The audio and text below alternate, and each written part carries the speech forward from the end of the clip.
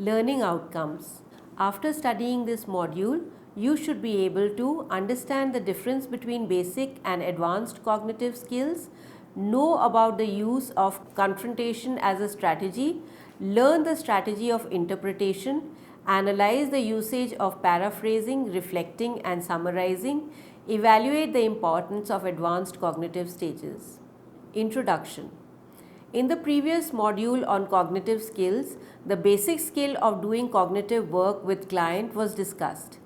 In the present module, advanced cognitive interventions using strategies like confrontation, here and now process, and interpretation are discussed. These intervention needs to be used by a skilled counselor only when good rapport and trust has been established between the client and the counselor. These strategies need to be properly timed in its use for it to be helpful and effective. These strategies are applied in an established context. The theoretical framework of the client determines the context establishment. For example, a clinician from a cognitive school will focus on learning history and distorted thoughts processes, whereas psychoanalytic school will focus on childhood experiences, relationships with parents, etc. Hence, the establishment of context is critical for all therapeutic work, but most importantly for the application of advanced cognitive strategies. When the understandings and conceptualization of clients' life and issues are accurate, interpretation and process comments will be accepted by the client. Interpretation may be perceived as intrusive, inadequate, and unempathetic if they are based on stereotypes, judgments, and inaccurate conclusions about insufficient data. Hence, cognitive strategies are used later in therapy once the clinician has established the context of the presenting complaint of the clinician. Advanced cognitive strategies. Confrontation. Confrontation is a strategy that is used purposefully to point out an incongruence, discrepancy, inconsistency, or mixed message of a client that the clinician understands to have meaning, impact, or purpose in the client's life. This is done to increase the client's self-awareness and understanding and motivation to change rather than to humiliate, attack, or challenge him. It is delivered in a gentle and caring manner and not at all in a harsh manner.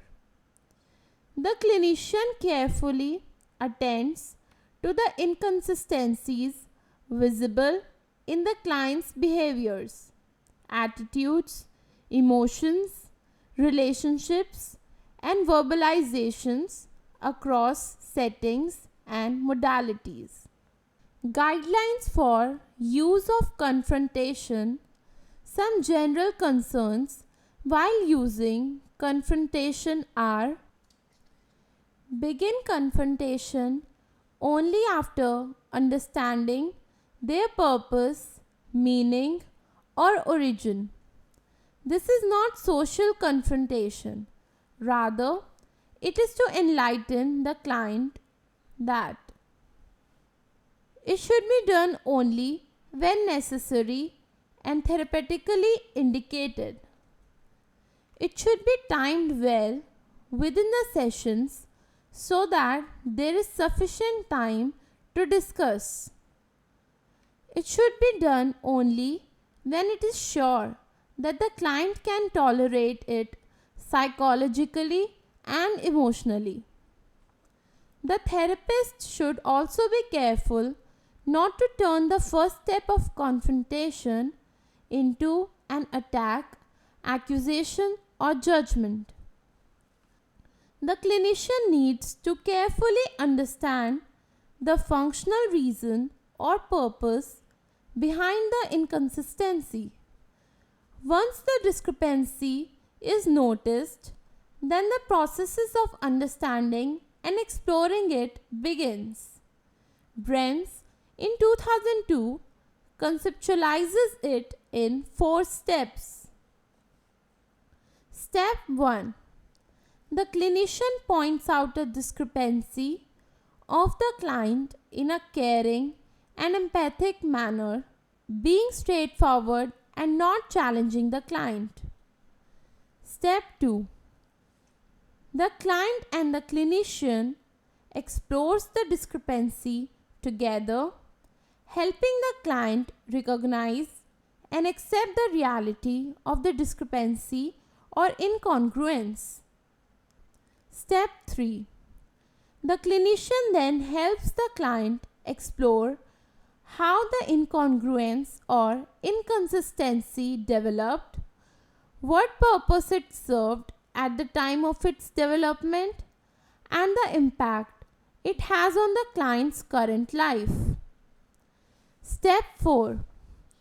The client recognizes the meaning and impact of the inconsistency and makes a conscious choice about whether the purpose or impact of the inconsistency has an importance or consequences that justify maintaining the incongruence in the client's life. If the decision is there will be no change, if the decision is no, change that is in behavior, thought or affect will ensue. Here and now cognitive processing.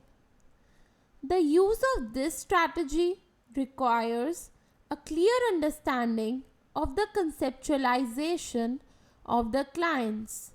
In this, the counselors work with the client's general and developmental relational, affective, behavioral and cognitive patterns as they manifest in the current, that is here and now, relationship with the client. To use this strategy, the clinician should have the client's patterns, developments and manifestations of the presenting concerns and symptoms. The counselor recognizes, understands and accepts the client's expressed relational, behavioral, cognitive and affective needs and acknowledge these needs empathetically to help client achieve the same recognition, understanding and acceptance. This can be achieved through the use of all cognitive strategies and higher affective strategies.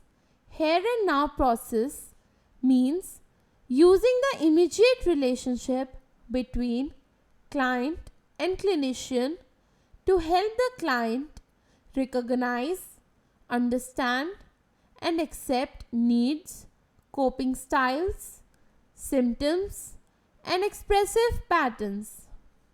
It can be easily used when transference or counter-transference is occurring between the client and counselor. The terms transference and counter-transference have been accepted and used by all schools of thought. Both the client and therapist relate to each other and act out the ways of relating they have learned over lifespan. They exhibit the same relational patterns, behaviors, cognitive styles, interpretations, affective reactions, source feelings, and need states with their clinicians that they use with other human beings. The experience of transference and counter-transference are subjective and dependent on each individual's history, background, and current affective and need states.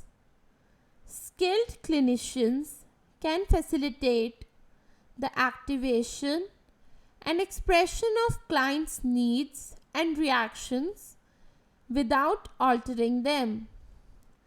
The process comments used increase the understanding and insight into the client's development, environment, needs, and directions for change. Examples of some initial process comments or questions are: what are you thinking right now? How are you feeling right now? What is your body telling you? What did you want to do then? Once the right response is elicited from the client, the clinician moves further and explores to go to the cause of such behaviors. Examples of follow-up process comments: I noticed you turn away from me then. What do you think that's all about? What might that hesitation in your voice mean? Your eyes became teary when I said that. Can we talk about that? I can see that you want to say something, but instead you seem to try to keep it in. Interpretation. Interpretation is the final step in advanced cognitive processing. It is important that interpretation should be done with utmost care, rapport, and empathy. It may have its shortcomings and should be used at right time and used sparingly. The client may feel distant if it is delivered abruptly and out of context, intellectually or quickly. It requires a great deal of cognitive flexibility of the client as well as clinician. It reflects the clinician's theoretical orientation. Interpretations are meanings for a client through explanations for presenting symptoms, conflicts, needs, coping strategies, defenses, affects, thoughts, behaviors, and relational patterns based on clients' past relationships or experiences. They help client gain understanding of how his current experience is developed, shaped, and maintained.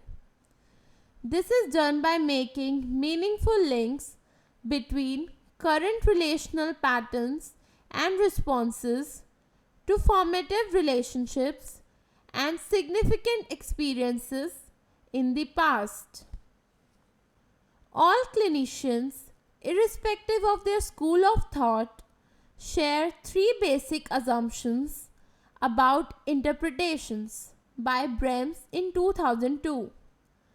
Current reactions and experiences are tied to past and or present experiences, relationships, and learning histories that continue to influence and shape a given client's development, reactions, experiences, or adjustment.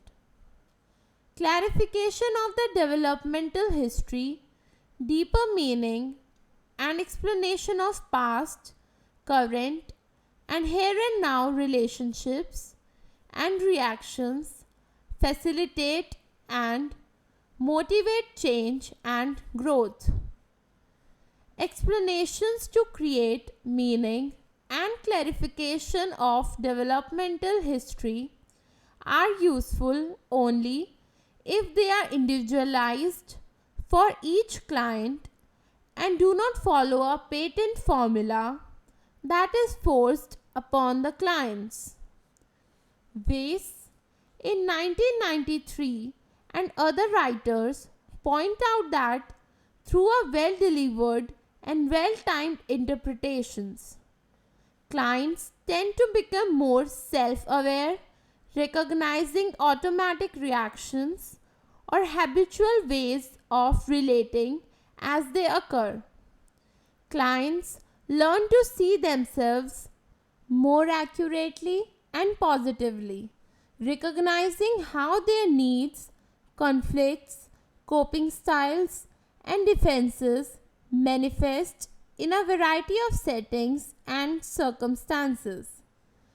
Clients begin to understand their here and now affects, cognitions, and behaviors and relationships in a broader context that ties them to past experiences and events.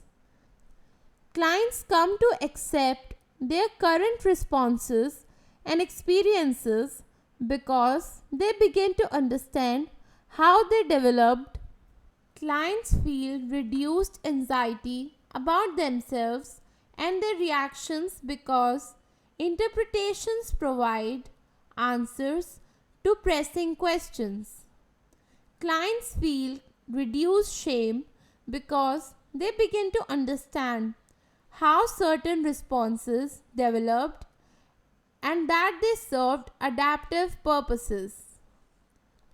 Clients begin to let go of pathological beliefs because they can recognize their roots and original self protective meaning as well as reality that these beliefs are no longer warranted or needed. Clients feel reduced helplessness because by showing how reactions developed, interpretations imply that these same reactions can be changed and are under the client's control. The interpretation should be well timed to indicate understanding and not just explanation. Understanding communicates that the clinician has empathetically heard the client, accurately understood the message the client is conveying, and they do not judge the client. The expression of understanding in the verbalization of empathic concern and acceptance, the explanation focuses on helping clients realize how they developed the personality style or self that led to the outward behaviors, affect, thoughts, and so forth. Paraphrasing. Paraphrasing is a skill that requires all three of the skills, that is, affective, behavioral, and cognitive skills of a counselor.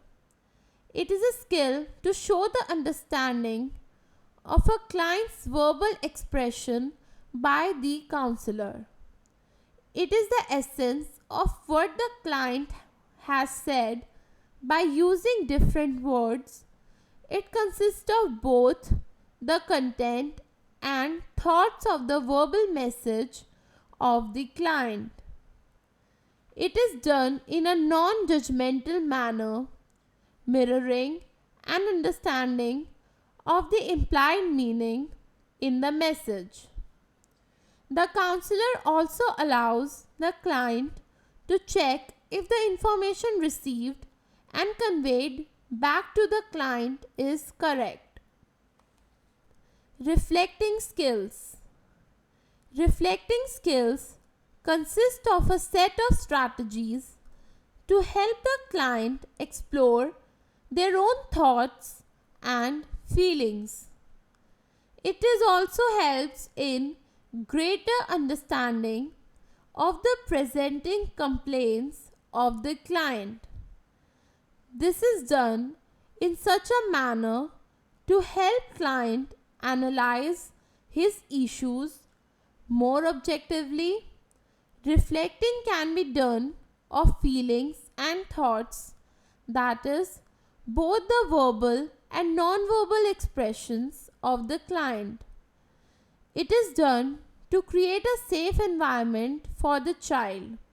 Hence, the affective skill required of the counselor is empathic understanding. Counselor uses empathy to move with the client's flow of emotions and experience, which is then communicated back to the client.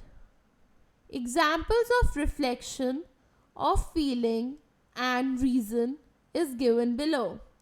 Mira, ever since my friend left me, I am afraid that I will find now one new for a relationship. Counselor, you are scared because you fear you won't need another friend. Mira, yes, I get anxious just thinking of how difficult it is. Summarizing. This strategy is used after a long conversation or verbal expression of client. In this, the key ideas, issues, feelings, themes, etc. are reflected back to the client to make sense of the entire expression in the session. It is used to recap the entire previous session's start work for next session. It is usually done when client seems confused in a long discussion or when too many different unrelated ideas are brought out. It may also be used when a direction is to be given to a conversation or to end a session. Summaries have been classified into three types. First, focusing summaries. These serve the purpose of putting together prior information the client has provided to give focus to the session. It is usually used at the beginning of the session. Second, signal summaries. These summaries are indicative in nature. It is used to give feedback signal to the client that the counselor has captured the core meaning of the message. It also shows to the client that the session can move forward. Third, planning summaries. These summaries are used to, for closure purposes, recapitulate the progress during sessions and to feed about future plans and recommendations. Hence, finally, by using all the three kinds of skills, that is, affective, behavioral, and cognitive skills, the counselor comes to a shared analysis of the problem. The counselor, while doing this, should depathologize or normalize the problem. This will help reduce anxiety of the client. The analysis provides a way to the counselor to proceed.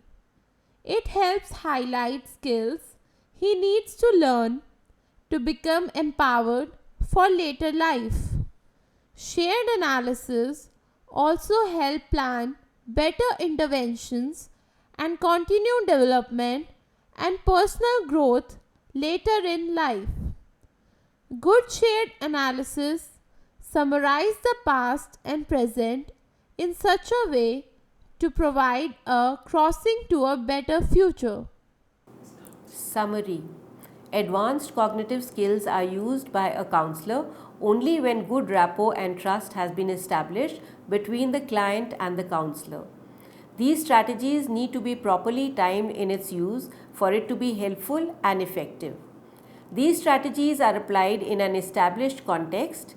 These skills are confrontation, here and now process, interpretation, paraphrasing, reflecting, and summarizing.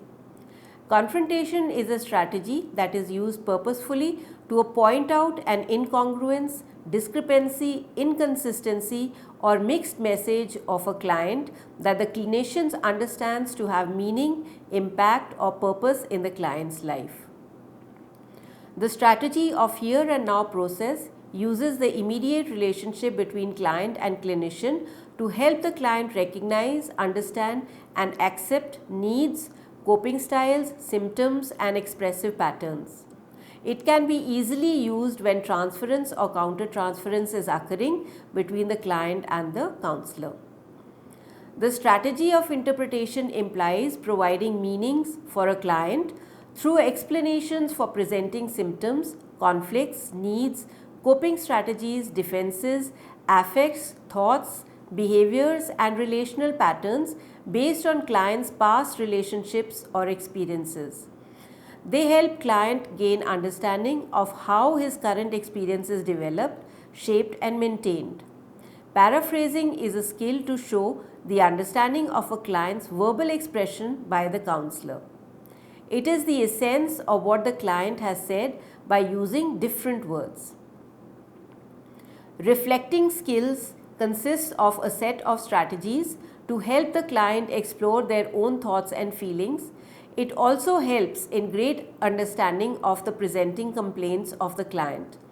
This is done in such a manner to help clients analyze his issues more objectively. Reflecting can be done of feelings and thoughts, that is, both the verbal and non-verbal expressions of the client. Finally, the last cognitive skill, summarizing, implies that the key ideas, issues, feelings, themes, etc. are reflected back to the client to make sense of the entire expression in the session.